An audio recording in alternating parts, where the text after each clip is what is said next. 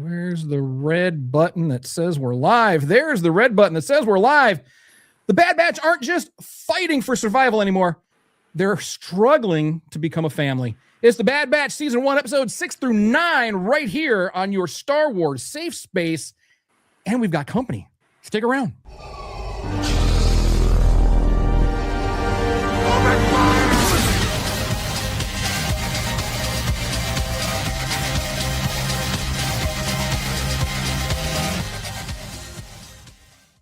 Hey there, Star Warriors. Welcome to Star Wars Safe Space, your non-toxic, low-sodium Star Wars show that doesn't make you feel bad for not knowing that D. Bradley Baker, the voice-over god, actually changes Wrecker's voice the moment his chip activates. So you can literally hear his personality start disappearing into his psyche. We're going to get so much into that this week. We've got lots to talk about. And chips are going to be a big part of that conversation. So stick around. So, of course, tonight we're talking about episodes 6, 7, 8, and 9 of the Bad Batch Season 1.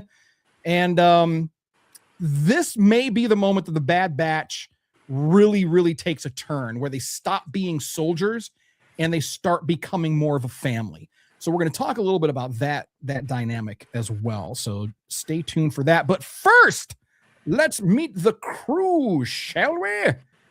No, not me.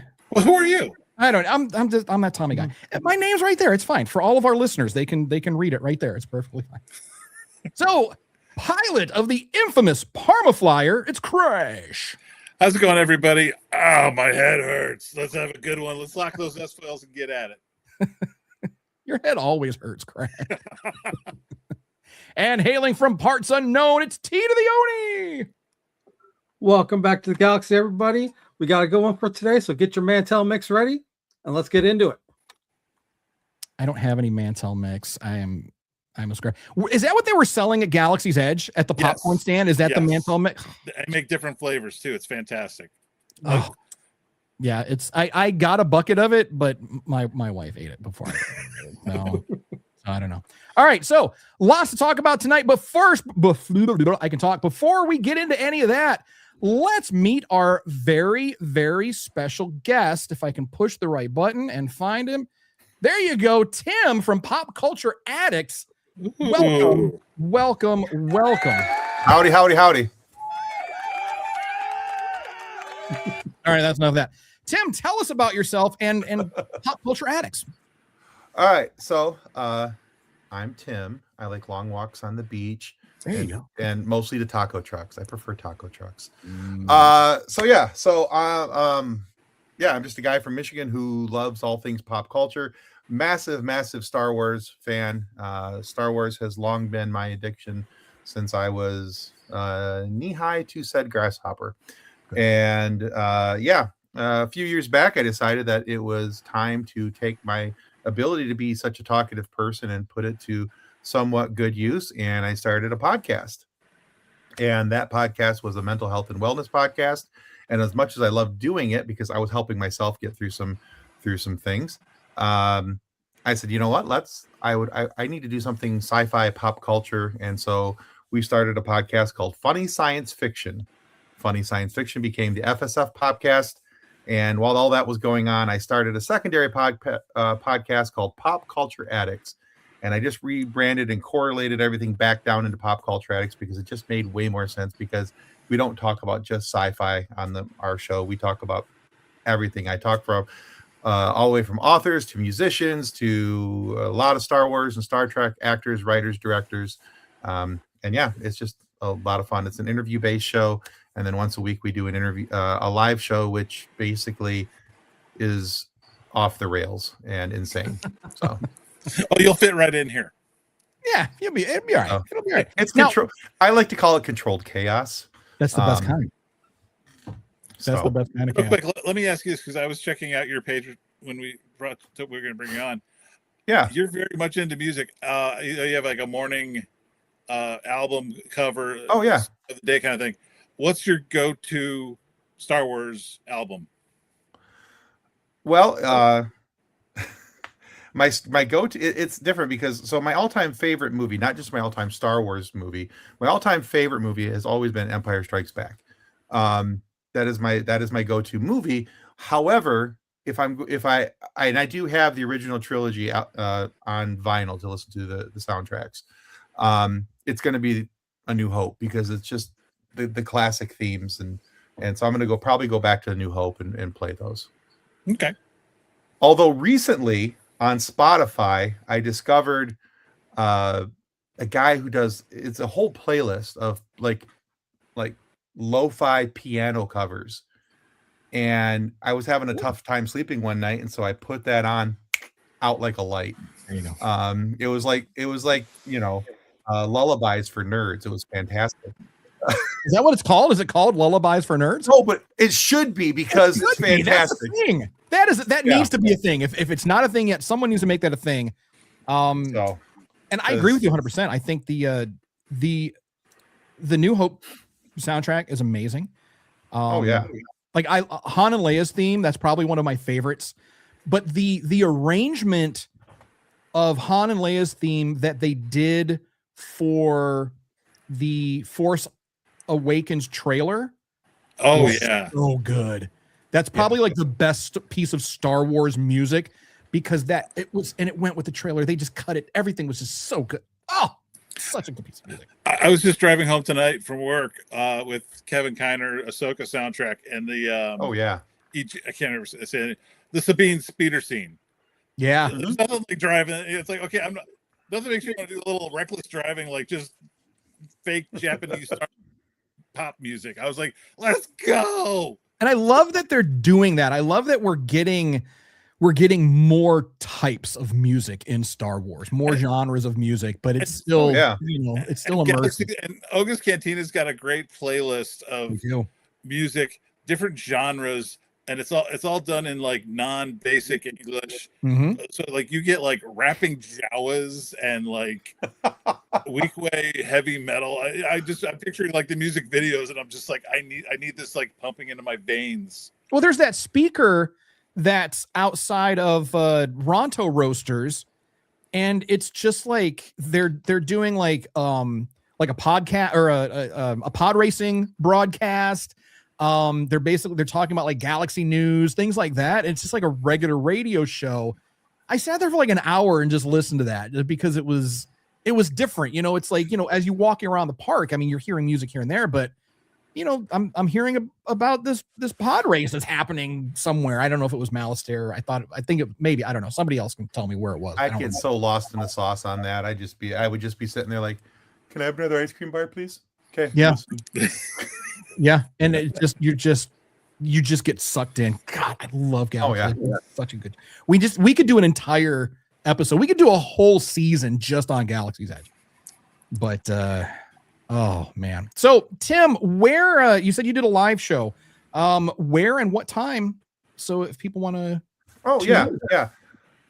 so here, if you look at us on any social handles, my social handles right there on the screen at PCA Pod Show, but we do the live show on our Twitch channel and our YouTube channel. I stopped sharing it to Facebook just because Facebook was giving me an issue for a little while with the rebrand, so I have to wait for a little while to be able to. Because I had to start a new page because some lovely hackers destroyed. We had a 227,000 member Facebook page. What? And it got hacked, and Facebook would not do anything to help us.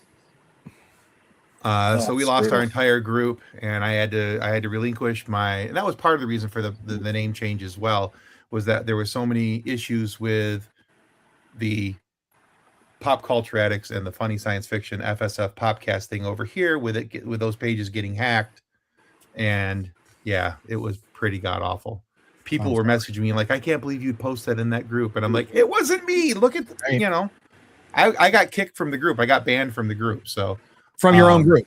I got, because they hacked the page. They took over, ownership. And yeah, so that happens a lot on Facebook. People get hacked a lot on Facebook. So it seems like it's a Facebook problem, and they're not doing it. Very much is. It's a meta issue, and they don't give a crap. So as long as whoever's taking over the page is still retaining some level of people, and they're getting interactions, which keeps people on their server,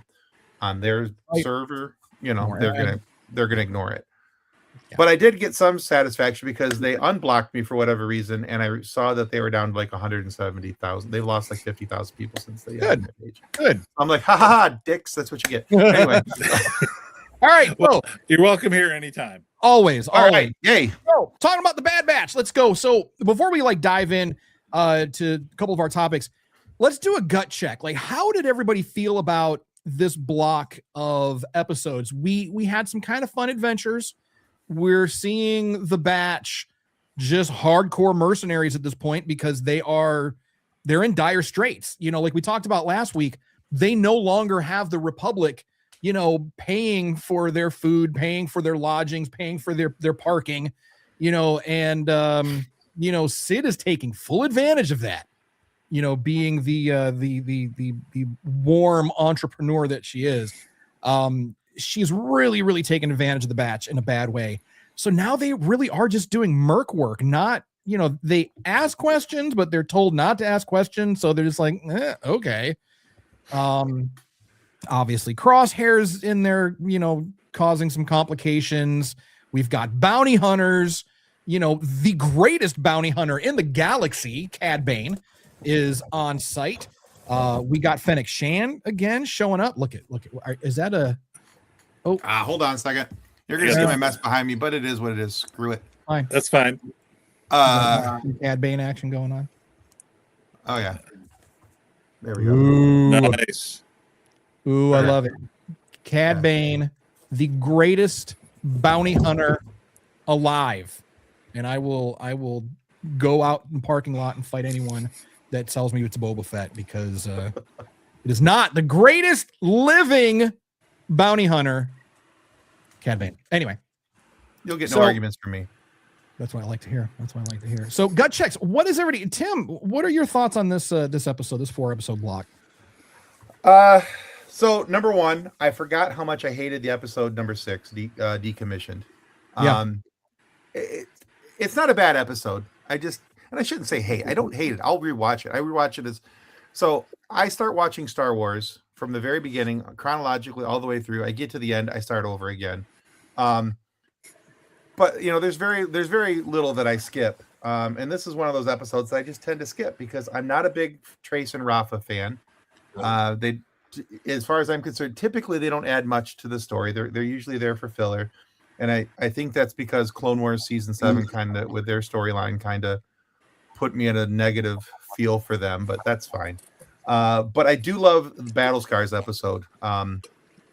It's a very good, fast-paced episode. It's kind of a bit of a thriller, and you know, just because I love what I see from Wrecker. Wrecker, he's my man. He's my dude. But yeah, it's nice. And then the last couple episodes, we're seeing, like you said, we're seeing them come out of the realization of the Empire's not taking care of us. The Republic is dead. You know, we have nothing else that we can do. So we have to be a family. And one of the running tropes that I absolutely love about Star Wars is that there's in every single show there's a trope of found family. And you will find that all throughout Star Wars, and the Bad Batch are found family, and they especially once they start including Omega and with everything else. So a fun set of 4 episodes, even with the Trace and Rafa part in it, but we all live. All right, Crash, what do you think?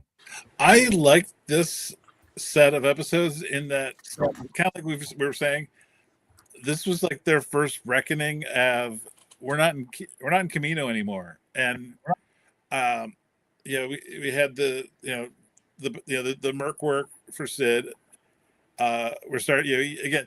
For me, this is the big thing about this episode is I've been saying, this was the eulogy for the Clone Wars, and you're starting to run into all your aunts and uncles from that show, and like where they are now.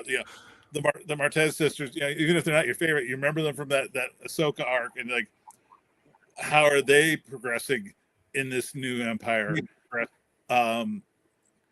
had the King return, Rex, and he's clearly like All hail the King. Hunter even said you're already getting into the fight. So for me, that was great. I like the fact that this was when we had the not just a reckoning with Crosshair and his squad, but it was like we had it on a Jedi, on the wreckage of a Jedi cruiser. I kept thinking about my old high school just got torn down, and it was great. It's kind of sad, but it was great watching the building as it was coming down. Like, I knew every inch of this place, and watching these guys skulking around a Jedi cruiser, knowing that they know even where the engines come out, and the way they were just, or in the cannon room, you fire off a round and everything's going to shake loose. It was great, and I thought that was really it's showing their progression from them being clone soldiers to independent mercs right now. And like we talked about last week, we're going to revisit this. Hunter's trying to learn how to be a dad.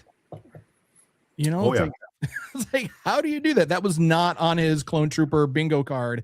Become a dad. So we'll see what happens. We've got someone, Granzier 12, who's dropping quotes like they're hot. What's up, Granzier?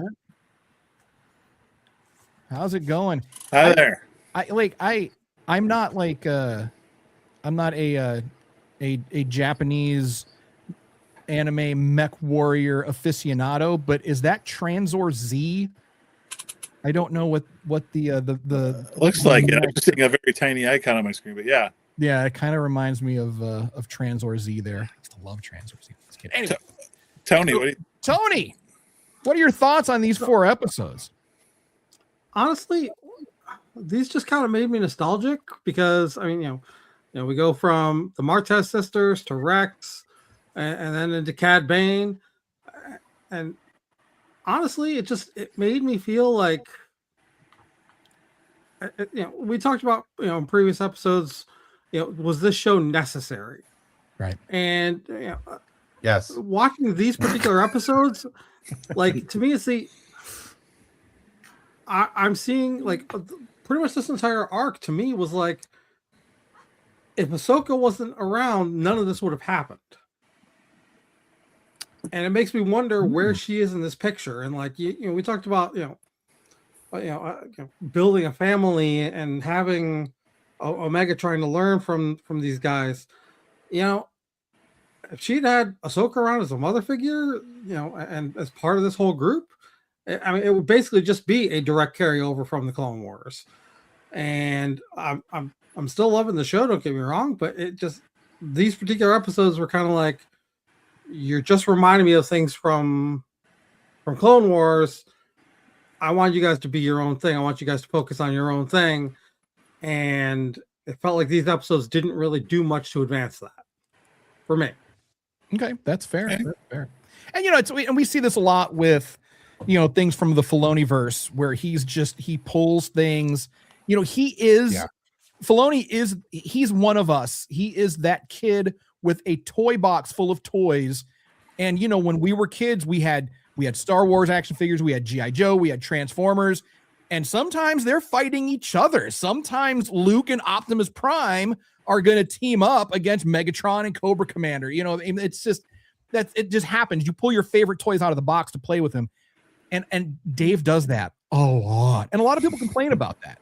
A lot of people think, they'll say, well, this is just, like Clone Wars season 8.5, or this is Rebels season 2.7, or whatever. It's just like, but what I think he does anyway is he's really meshing this universe together. I mean, it's the same characters, sure. But, and Tony, to what you said, it felt like, just maybe nostalgia bait. He's calling back on some of those older characters, that we, I mean, with Clone Wars, I mean, kids grew up with Captain Rex, so, and by the time we get to the Bad Batch, those kids are, in their late teens, early 20s at this point. So, the show matures kind of as the audience does, but then, you need those bridges, you know what I mean? To take us back. Like when we look at The Force Awakens, I mean, good Lord, there's some stuff that's like shot for shot A New Hope. You know, I mean, it really does harken back to the original trilogy. And for people that grew up with the original trilogy, that's not necessarily a bad thing. But I agree with you. You want to see something new. You want to see something different. You want them to be different. Well, right? And to push back on that a little bit, I keep talking about this Filoniverse and how it branching the Star Wars Skywalker saga off in new directions. The thing I do like about the nostalgia baiting in these episodes is that we do see the Cad Bane of anybody seems to be thriving under the Empire. Yeah. Tony's big Fennec Shan fan. She gets introduced in The Mandalorian, Book of Boba Fett. Now we get to see her early days, and Cad even said, you feel like there's a little reputation back and forth. Like, you're just a rookie kid. So get out of my way. Going on between the two, she was trying to steal his bounty, and I thought that was interesting because now it places her timeline in two different ends of the spectrum. Where we see her later on in Mandalorian, post Return of the Jedi, and now we see what she was doing in her younger days in Bad Batch. And to be fair, I mean, Cad could have sauced her if he wanted to. I mean, he had her beat at one point. He could have performed that coup de grace, but I found that interesting. I mean, obviously maybe there's a Disney censorship. Maybe there's like a real world reason, like let's not shoot someone, let's not double tap someone while they're down, I guess maybe, but if we're talking about like in universe, I thought it was very interesting that he let her live when they were trying to kill each other. But once he got the drop on her, so I don't know. That's just the kind of guy he is, I suppose. Tim, what are your thoughts? Well, I was just going to, in response to Tony's comment, and I know he's not wrong. Tony's not wrong. No, not the thing is that I always tell people that Filoni builds you a clock to tell you the time. He's if writing that one down, that's good. Because he sets up the storylines so intricately. That's when I whenever I'm talking to people about the Clone Wars or Rebels or anything, like you got to get through season 1. You got to get through because once you get through season 1, he's building the story, he's building the world and the universe, and I think that's a lot of what's happening here with the Bad Batch in season 1. And it isn't till close to the end of season 1, not to give any spoilers for people who haven't watched something that's been out for 5 years, but it's not till the end of season 1 that we really start seeing the Bad Batch really being something different than what they started off in the beginning of season 1. So we just haven't seen that transition yet. We're starting to see that transition as they're starting to grow from soldier to merc, and they're starting to become a family. And it's, Hunter's learning how to be a dad, Tech and Wrecker and Echo are learning how to be uncles, and, and this whole found family thing. So it takes a little while for that to happen. But, it's honestly, it's not going to be until episode 16 of season 1 where everything happens. And, then they start fresh with season 2. And it's really in season 2 that I think the Bad Batch really takes off. And season 1 is a lot of prep work and building ground and helping you get used to and established with the characters. And I think that's what Filoni does a lot of. And you can see them kind of resisting that even in story, like when they were in the factory on Corellia, and the plan, they had their plans, they had their Crosshair's job was to go up top and scope out the set. So you send Wrecker, the guy who's afraid of heights, and tell him climb that ladder and spot for us. And I was like, and he even said, that's Crosshair's job. They're still thinking like clones, even though they've lost a member. And it's like having like your D&D team is like, you want your dwarf to like do something a wizard needs to do, and he's like, that's not my skill set, man. Right. And we as we're seeing these things, like I didn't care for the Bad Batch when it first came out. I'm so glad that we're rewatching it now, because I've only watched it once before, and when it first came out, and I still am not a huge fan of season 1, but I have gone back and recanted my statement, because by the time the series wraps, it's such a treat. It's not my favorite series by far, but it's so much. I questioned, Tony, like you would, is the series worth it? I questioned that a lot. And now I have to eat those words because, Tim, you said when Tony asked that, you're like, yep, yep, it's worth it. Did we need this story? Yep, we sure did. And I'm so glad that we got it. And I have to apologize to Dave for not trusting in our Lord Filoni and trusting in his process, because I should have known from the Clone Wars, trust in the Filoni process. He'll get you there. Don't worry. It just takes time. It just takes time. It just takes time. I write for a website called Couch Soup.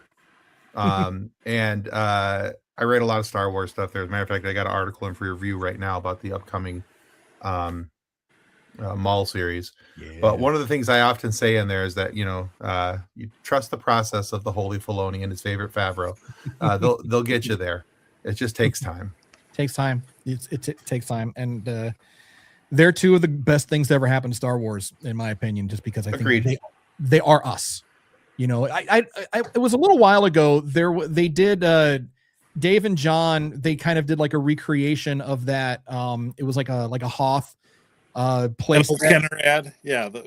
It was like the Kenner ad, and it was like the two of them were looking like the kids from the original like 80s ad.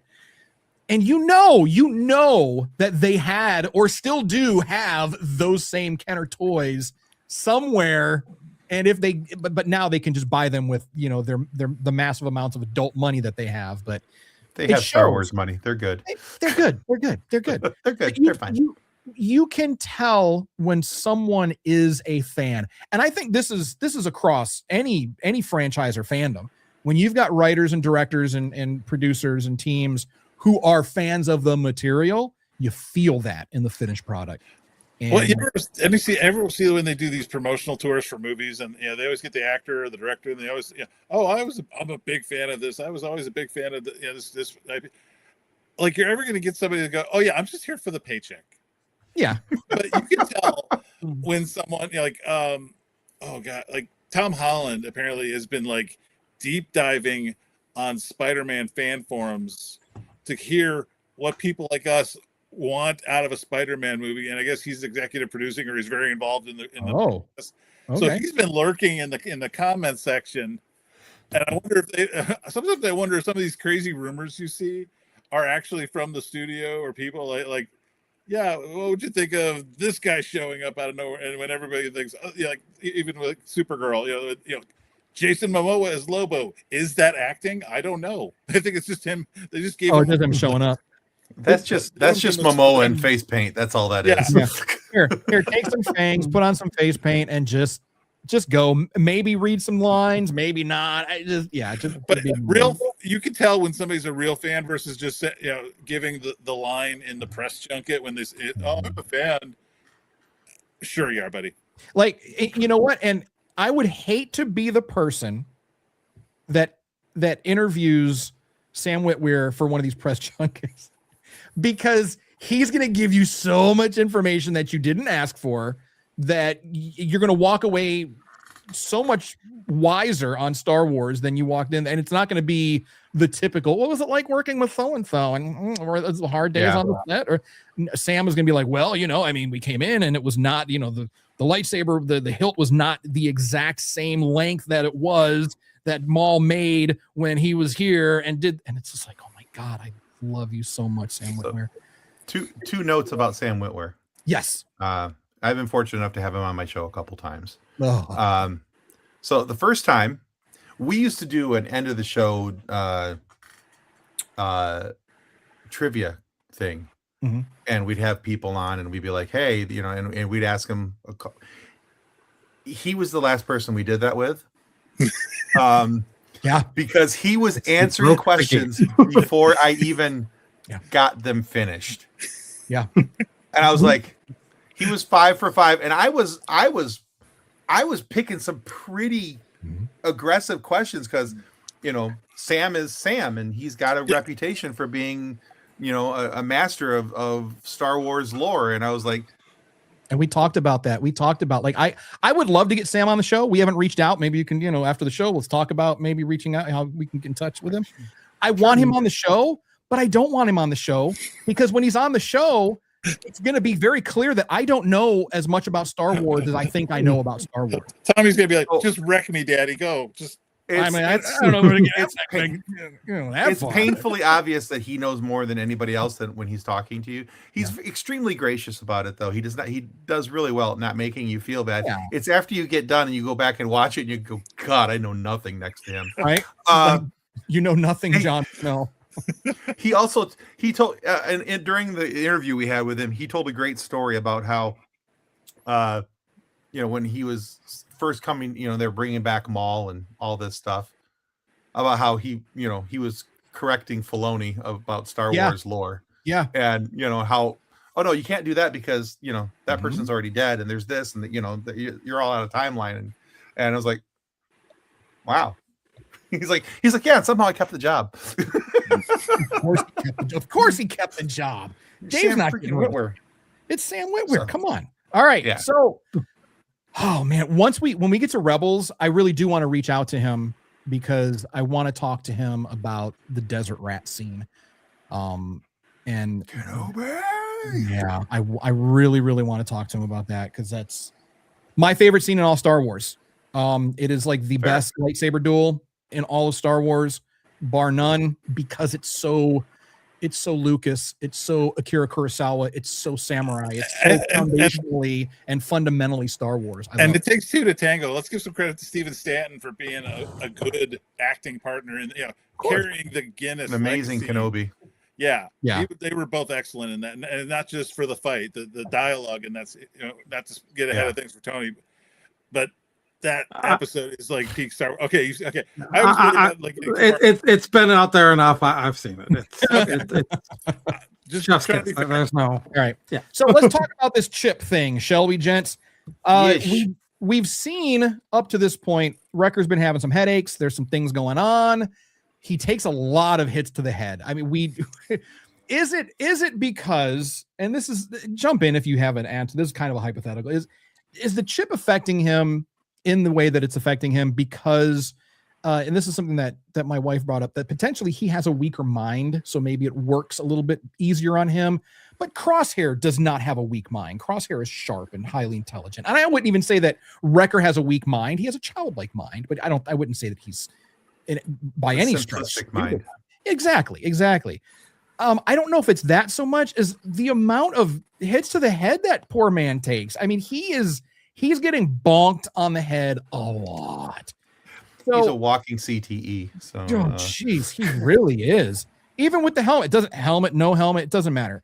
But we're seeing him start to devolve into this, until episode 7, when his voice changes, and he's not like looking at the squad anymore. He's looking through them. They are now the enemy. They're in violation of Order 66. And I feel like it's like at that point, the chip isn't controlling them. I don't think. And please, I want to know everybody's opinion on this. I don't feel like the chip is controlling them. It's not a controlled chip necessarily. Obviously it's an inhibitor chip, but I feel like it's overwriting them. It's replacing them.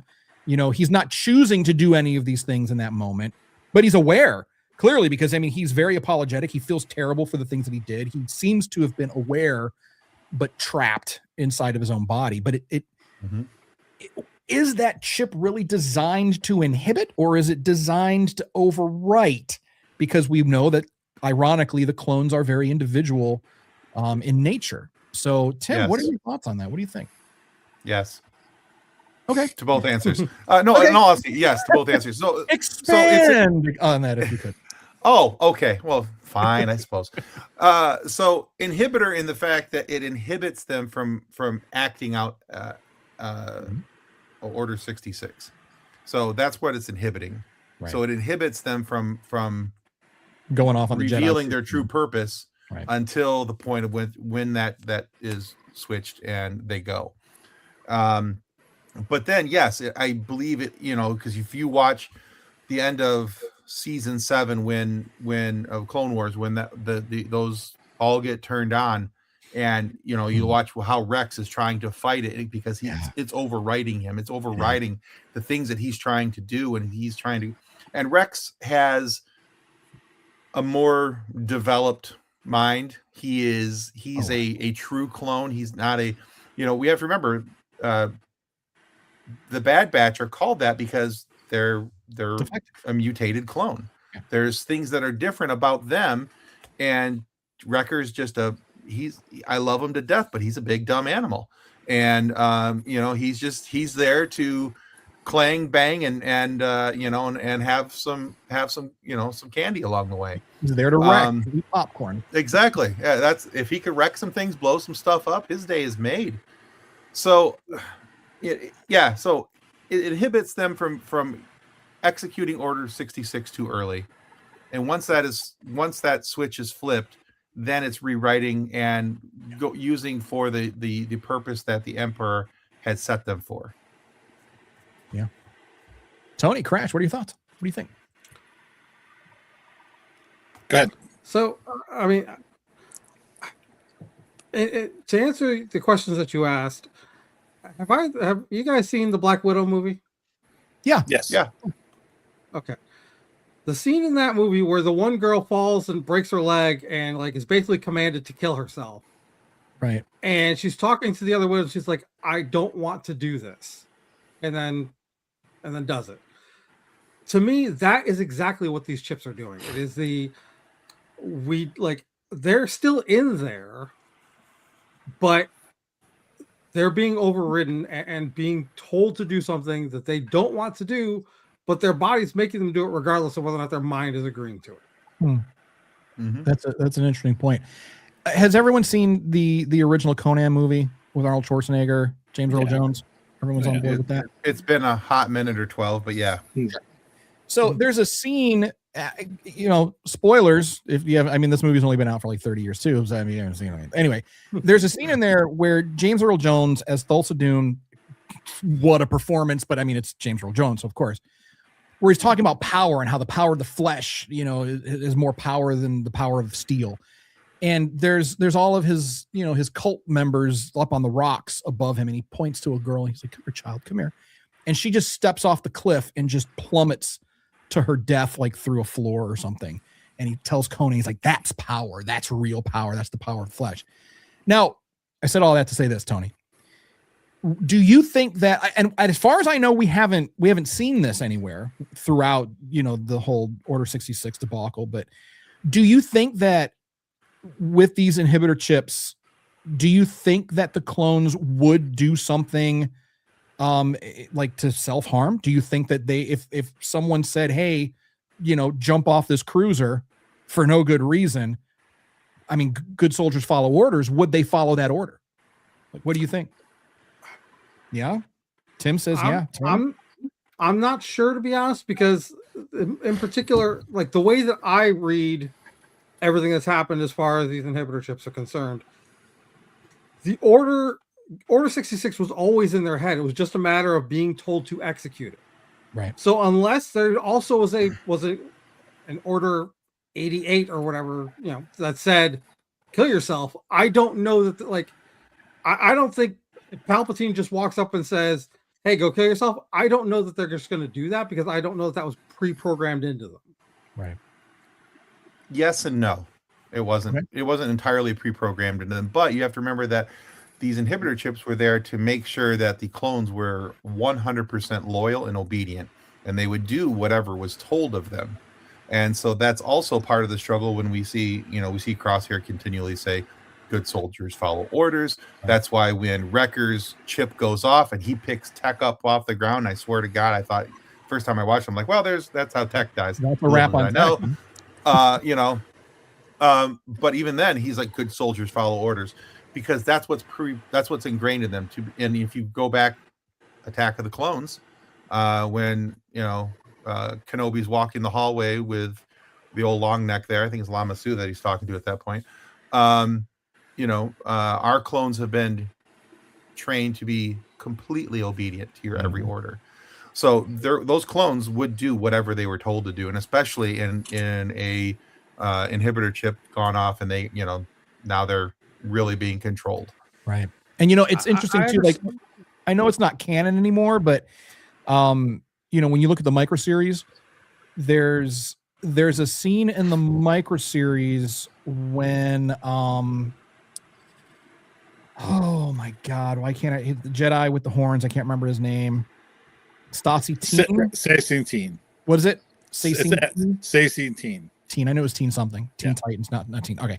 Where there's this really cool scene where they're jumping off of the Republic cruiser into the vacuum of space, and then like in mass, like there's like all these clone troopers are just following him, just jumping off, to jump onto the separatist ship. And anything could have gone wrong. They're like literally in the vacuum of space at that point, and they just followed unquestioningly. And we see that a lot, really up until Umbara. I think that's exactly the point I was going to bring up is if we're going to say they're just blindly following orders, Umbara doesn't happen. Yeah. No, I get what you're saying. I'm saying, but at the point of, I was talking about after the inhibitor chips are enacted, then it's going to be a little bit more blindly following orders.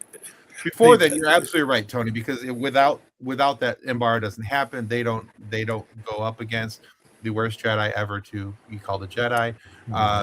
That never happens. You're 100% correct.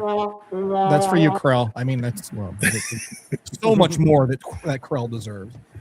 Crash. So, what are your thoughts on all that? I am seeing both of these guys' points, because I was going to bring up the fact that when the first couple episodes of Bad Batch, and in the last episode of Clone Wars, we see the inhibitor chip activate, and immediately, the clones on Umbara were loyal.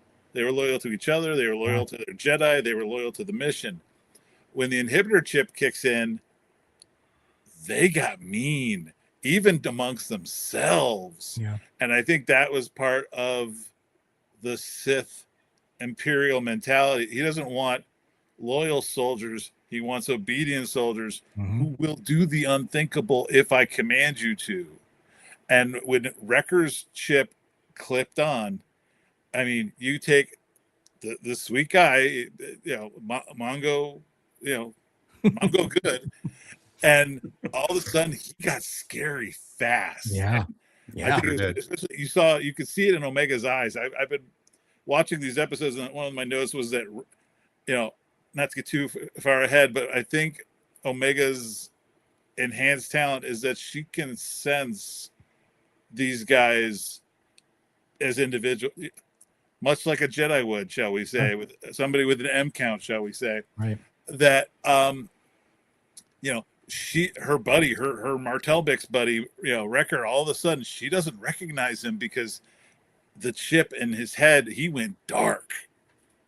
And being the storytellers that they are, of course you're going to do that to the one batcher who's not only terrifying because he's so big, but up to this point, we have really fallen in love with that dynamic between Wrecker and Omega. It's like, I can't stand Omega for so many reasons, but I am absolutely in love with the relationship between those two. They're both living their best lives when they're together. And then because what good storytellers do, they break your fucking heart.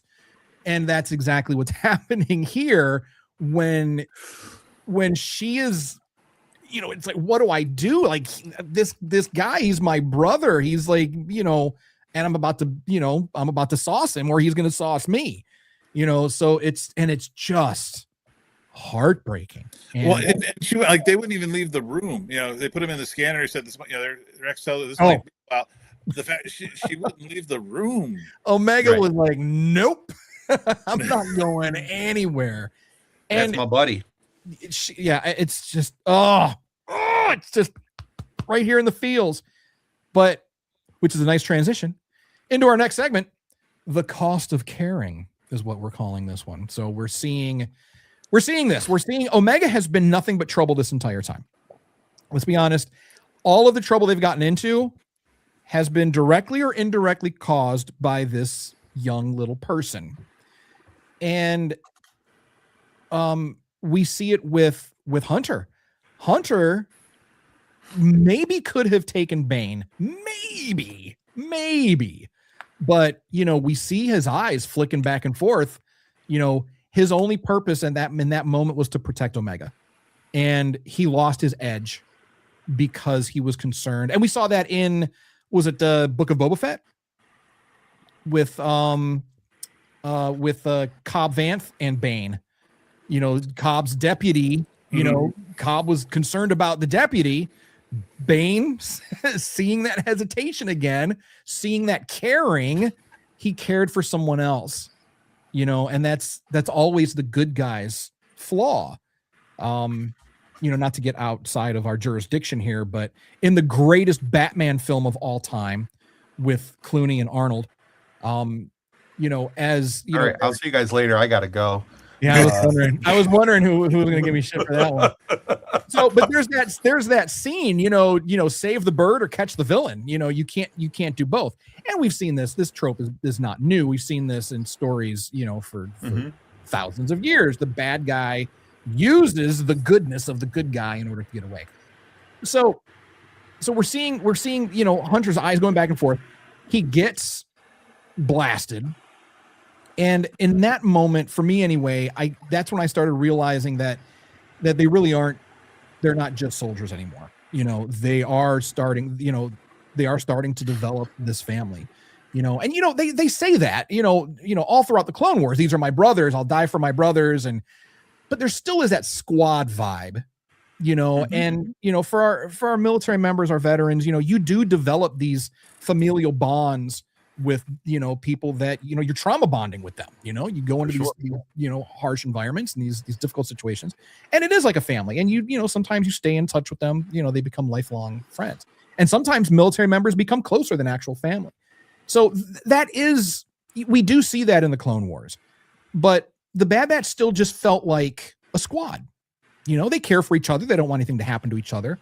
I think Crosshair, he also kind of solidifies that. He was never felt like he was part of the family.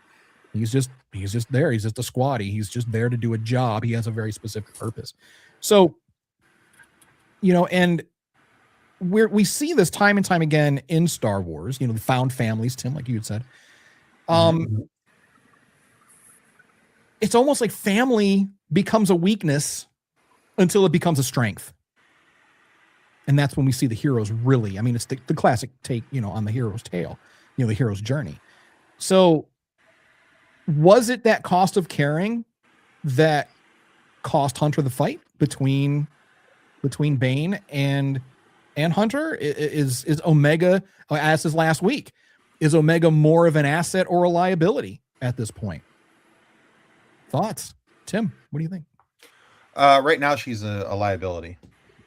Because she's, I actually really like the character of Omega, and I like how they developed her. But that's something that happens more as the series goes on, where I really begin to appreciate her and enjoy her. But right now in season 1, she's a massive liability because she can't shoot.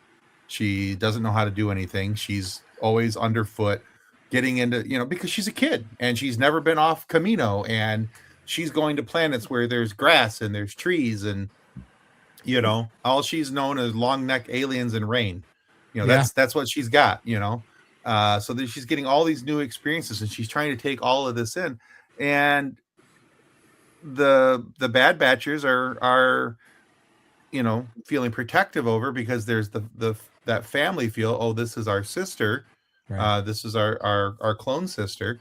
So there's a little bit of that as well. So for right now, yeah, it's the cost of caring that got Hunter shot, from him trying to protect her. Like you said, he's doing this number the whole time. He's trying to make sure where she's at, that she's okay. And Cad took advantage of that, as he should have. That's his job as a bounty hunter, is to make, find your weakness, exploit it, and make you pay for it. So right now, yes, she's a liability. I believe she becomes an asset later, but it's not in season 1. And she, for me, she becomes more likable, because right now I'm just like, ugh! But I get it. Go away, kid! You bother me. I get it. Tony, what are your thoughts? So you asked this question last week, and last week I said definitely more of a liability than an asset. The answer is the same this week. However, the scale is starting to slide a little, not much yet, but it's starting to slide. As for whether or not it was because of her that he lost a Cad, I'm not sure, because while you make a very valid point is made that he's looking out for her, and maybe it's a little bit distracted in that regard. It's also true that they've just had a run-in with Imperials, including Crosshair. Like, he's exhausted.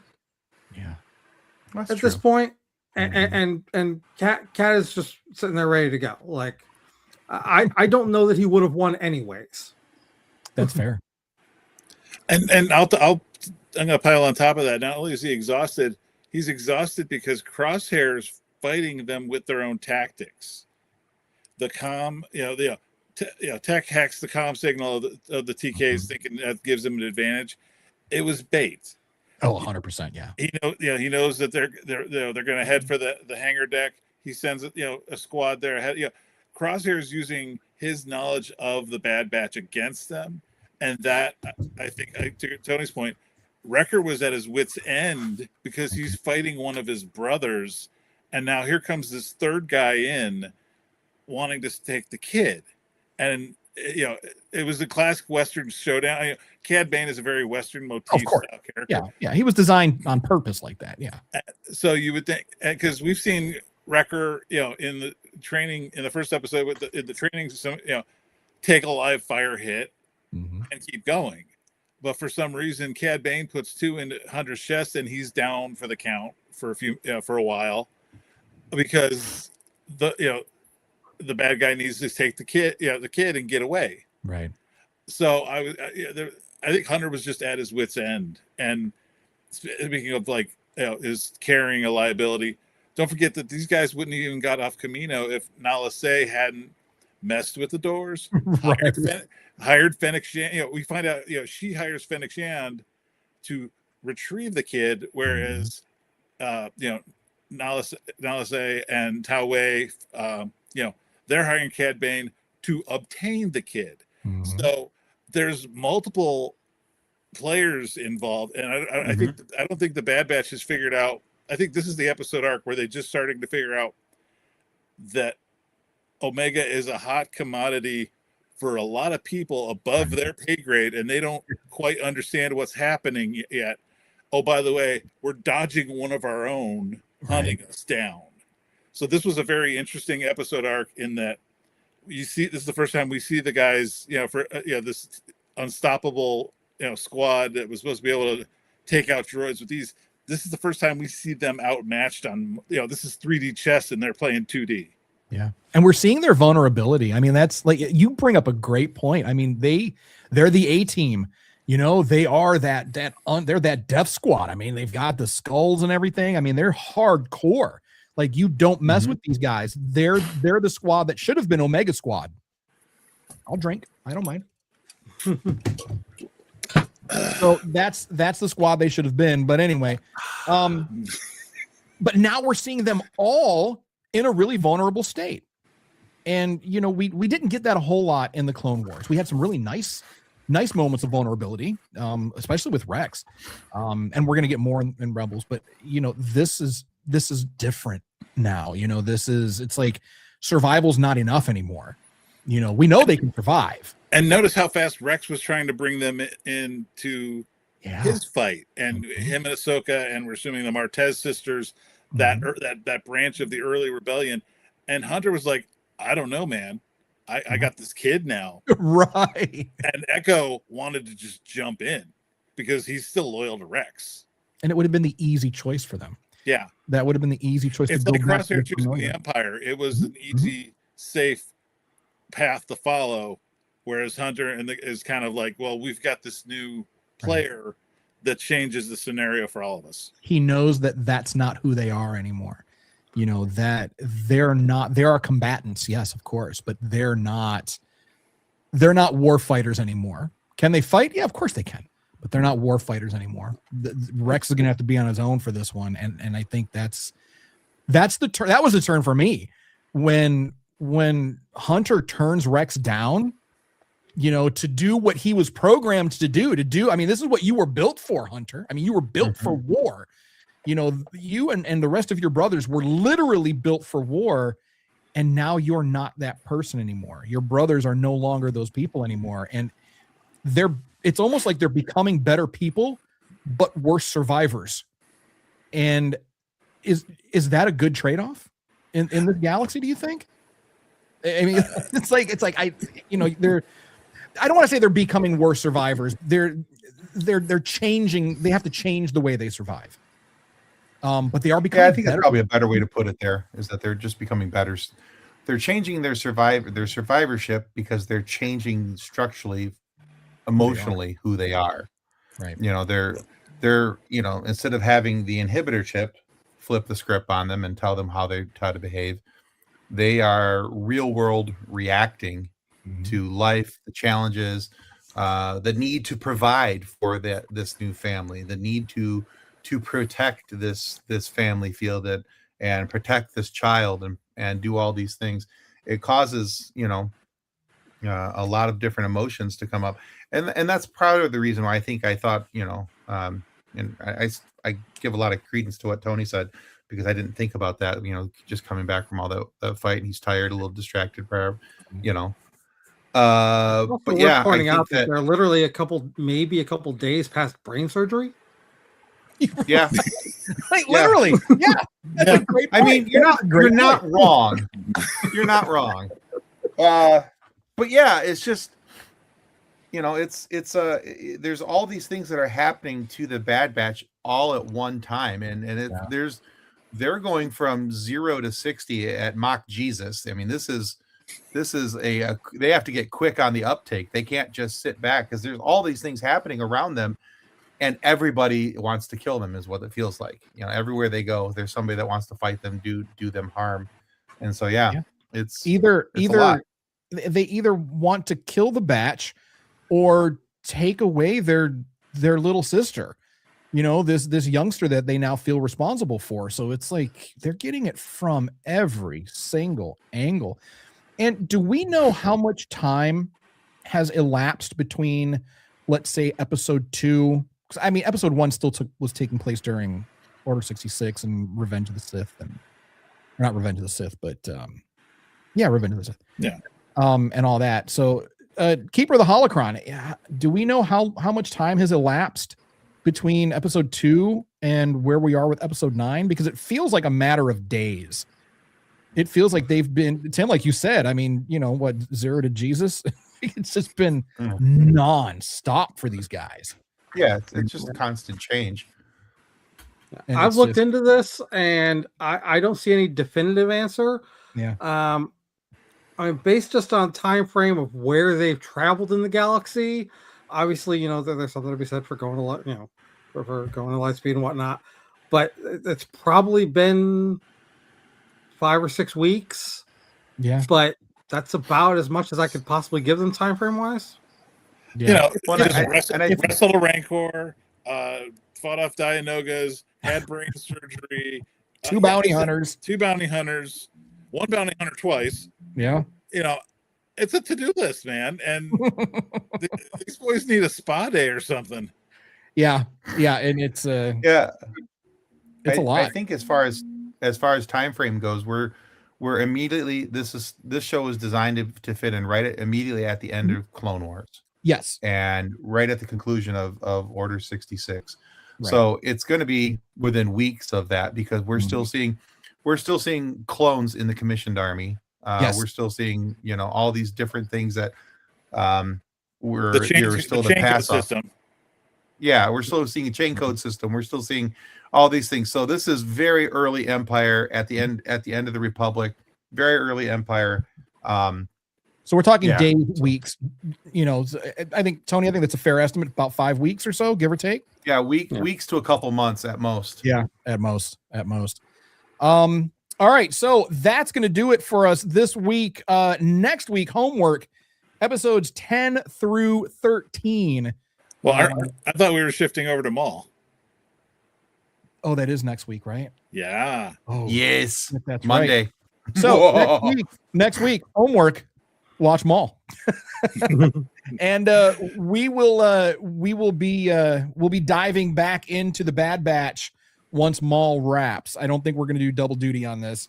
That's going to be too much. So we're going to take a break from the Batch. Unfortunately, the Batch needs a break. But we'll be taking that break. It's a spa, guys. Have a spa day. The break you're taking will not assist them, unfortunately. Yeah, no, it will not. 3 Geeks Shorts. They say, Yes. What's up, guys? What's up? Late to the party. Yeah, we're getting ready to wrap. Very late. Yeah. That's okay. So 3 Geeks is run by Jason and Justin. They're good friends of mine, and Max, and they have a whole they can't count. There's way more than 3 Geeks on that show. But wonderful people and good friends of Pop Culture Addicts. So Nice. We should all hang out, guys. Yeah, welcome. Sure. Let's all hang Yeah. out. and 3 the Geeks is from positive Ohio nerd. as well. They're from Ohio as well? Yeah. Nice. You said, hey, 3 Geeks were also from Ohio. Well, not Tony. Crash and I are from Ohio, but Tony's We're- there in the den of snakes currently. We're expanding the circle of nerds, as it were. We are always looking to expand the circle of nerds, keeping it positive because there's a lot of fandom menace out there making noise, and we've got to be that. Well, and that's a sidetrack. One of the reasons I was pushing for us to take a break on Bad Batch. Oh, they said better than Michigan. Ooh. Good say better than Michigan. Yikes! Shots fired by the 3 Geeks. All right. It's exciting. Not only are we, Maul's going to a series coming out. We've got a new Mandalorian movie coming up. Okay, but we're starting like lull for a while, and now we're starting to get a whole bunch of new Star Wars content. So it's okay to take a break from the Bad Batch and rewatching. We're going to enjoy some of this new stuff, and we'll share what we think about it in real time. Yep, I agree. And it'll never be as bad as the 19-year lull that we had between Jedi and the Phantom. Anyway, Yes, the desert that I walked. But we had the EU to carry us through, and then it was all decanonized. Anyway, Tim, thank you so much, sir, for joining us this week. This was fun. Once again, please let people know. Do your shameless plug-in. I love shameless plugins. I am very shameless. So, come on over and check us out over at Pop Culture Addicts. On any of our socials is at PCA Pod Show, and you can find us at pcapod.com. That's our website. We believe in aggressive positivity. Love what you love, dislike what you dislike. Just don't be a dick about it. Don't yuck somebody's yum, man. That's the thing. You can have dislikes, and you can talk, and we talk about that all the time on our show. We want you to have an alternate opinion because there's been times that I've had guests on my show who have changed my opinion of something. Yeah. And we could that's a whole nother subtopic about the Solo movie and The Last Jedi and a few other things. But anyway, long story short, come visit us over at PCA Pod Show. You'll find us on I heavily invest of my time on Instagram and Threads, and everything just kind of gets ported over to Facebook. But yeah, check us out on Instagram and Threads. That's where we do most of our damage. And of course, follow us on YouTube because that's a free action, much like crying in D&D. It costs you nothing. So, and we're working on some details about possibly having the 3 of us come on your show. And absolutely, yes. The conversation. So Monday, maybe? Fans of Pop Culture Addicts, you might see us again soon. Yeah. Monday? Are we going to come hang out with you on Monday? I'd love it if you did. Yeah, I want to talk about Maul gets released on Monday, so I'd love to talk about the first 2 episodes of Maul with you guys.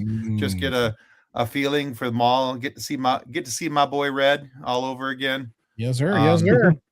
We'll make it happen. We'll make it happen. Thank you, sir. Thank you, sir. All right. And thank you again for coming out and joining us. We really appreciate it. And for everyone else, all the rest of our Star Warriors out there, we appreciate you. We know you could be doing anything anywhere else right now, but you have chosen to come hang out with us and listen to us and watch us, and we absolutely do appreciate that. So thank you very much. Share us with your friends, share us with your enemies, mostly your enemies. Any Fandom Menace members, share us with them because they'll love us. Check us out online. Of course, we're going to pimp ourselves too. Got to do our obligatory pimping. Check us out on all socials at the SWS Show. We do have a little bit of merch left. Head on over to circleofnerds.com/merch. Pick yourself up some nice t-shirts. The Outlaw Obi fans shirts are no longer available, unfortunately. Just not this one. Apparently, we're not allowed to do this one. Yeah, that one's not available anymore either. Oh no, that one is. The one that you're wearing right now, Crash. That one's good. The one that Tony's wearing is an Outlaw shirt, and then the Obi fans is also an Outlaw shirt, which is unfucking fortunate. So, but we're working on that. Join the community. We've got our little members only secret sauce Facebook group, Swarzy Curious. We keep it super chill and super exclusive there. If you're really done with like public groups, jump in there. It's really low key, and it's really where it is the low sodium, non-toxic environment, for Star Wars that you're looking for. So come check that out. And of course, as always, a huge thank you and tip of the hat to all of our active duty service members and veterans out there. Thank you so much for doing everything that you do and for putting up with everything that you got to put up with these days. So please stay safe out there. And veterans, of course, thank you for everything that you've done and continue to do for the veteran community. And of course, as always, listen to us wherever you get podcasts, watch us on YouTube. And does anybody have anything else before we head out? No, maybe it's next week on Pop Culture Addicts. So yeah, Monday. We'll do it. Maul coming up next week for all of us, I think, Pop Culture Addicts and here in the Safe Space. So that is it. Yes. We are done. We are gone. We are out of here. And as always, Star Warriors, remember, if no one does anything nice for you, do something nice to yourself. And we are going to see y'all next week. Bye.